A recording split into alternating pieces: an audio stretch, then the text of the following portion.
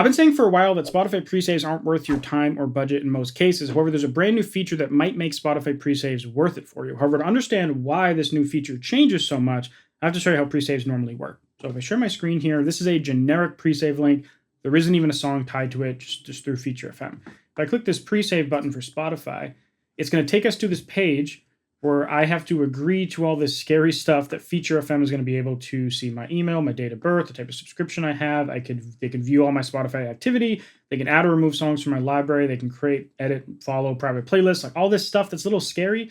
So if I click agree, then it's going to take us back to Feature FM. It's going to give us this pop-up, and then we click complete. We can change some options here. And then now we've completed the pre-save. Another thing I forgot to mention on this feature with the authentication is that usually it doesn't just pop up. You see at the bottom, it showed that I was logged in already. Usually a person's not going to be logged in. So they're actually going to have to type in their email and password, which that's really the biggest step that causes the most increase in cost and increased friction to people pre-saving. And on top of having to do all of that stuff you just witnessed, fans don't really get anything for pre-saving. So someone might do it if they know who you are, but a stranger from an ad is very unlikely to go through all of that for an artist they've never heard to get absolutely nothing in return. And this is why often pre-saves will cost 10, 20, 30 times more expensive than actually promoting your song after it's out in ad platforms. And the reason why people have to go through all of these steps is because pre-saves don't actually exist on Spotify yet. We'll talk about more on that later. But Spotify pre-saves are just whatever company you're using, in this case Feature FM, is authenticating that user's Spotify account to allow Feature FM to take permissions on their behalf. So all they're doing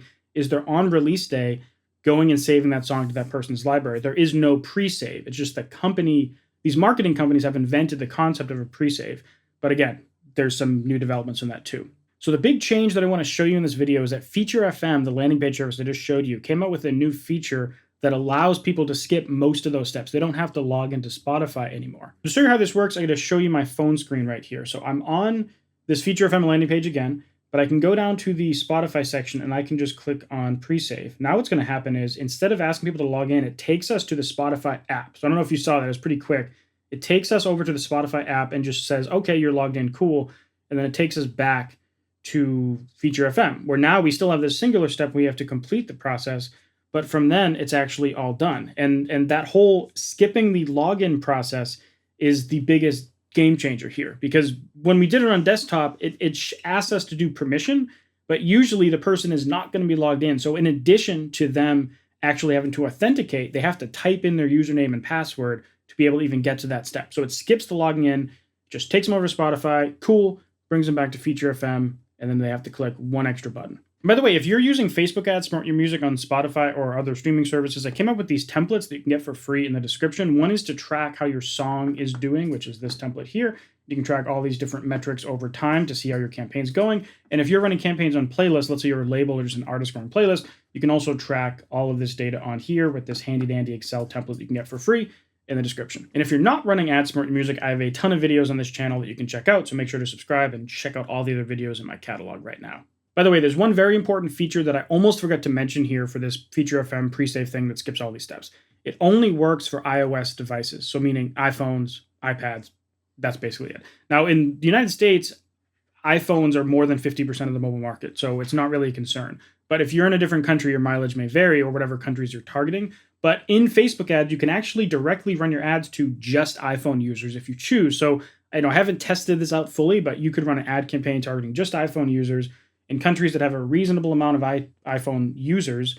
And then you can test this out and see how it compares to previous pre-save campaigns you've run in the past. Anyways, back to the video. Now, remember how earlier I mentioned that Spotify pre-saves don't actually exist on Spotify and there's no native Spotify pre-save feature? That's actually going to be changing soon. We don't really know how soon, but Spotify announced this thing called countdown pages in March, and I made a video showing more about it here, but this is the general vibe of it, is that on Spotify, there'll be an upcoming music section where fans can actually see an upcoming release. There'll be video clips that are tied to the release for people to learn more about the release. And then there'll be a countdown timer where they can actually pre-save it to get a notification and have it added to the library on release day. So this is an actual pre-save feature that exists inside of Spotify. And they've only tried it out with Ed Sheeran, I believe. I don't know if they tried it out with anyone else. But who knows if this is going to come to all of us normal artists or if it's only going to be reserved for these massive artists like in the top 100 on Spotify and stuff like that. But If this comes to everyone, this will change everything because now you can just promote your general page on Spotify, and pre-saves might just be a normal thing in comparison to songs that are already out, which would be a game changer. So while this pre-save feature from Feature FM is a win, this is the ultimate win that we're kind of waiting for. So if you don't yet have your music on Spotify and other music streaming services, you could use DistroKid, who is the sponsor of this video. If you've never heard of DistroKid before, they're a music distribution platform that can get your music on over 150 different music distribution platforms, but all the main ones like Spotify, Apple, iTunes, Deezer, Yandex, Tidal, etc., Amazon, all those different services. And I've used them a ton over the years to distribute my music. The reason why I originally went with them is because they're very affordable, but they're also always on the cutting edge of features, giving you access to things like discovery mode, and they even have a new music video distribution service for an extra fee as well. But one cool thing that I want to share with you about DistroKid that I didn't know until recently is that they support something called instant gratification tracks for iTunes and Apple. And I went through this with an artist recently. This is not the artist. This is just an example that I can show you. I wish this was the artist I worked with recently, but Stained has this new album that's not out yet. It's pre-release, right? And you could stream several songs, and you could buy them on iTunes or you can stream them on Apple Music, but you can see the whole record and you can even save the whole record to your library. This is kind of like that countdown feature I was talking about.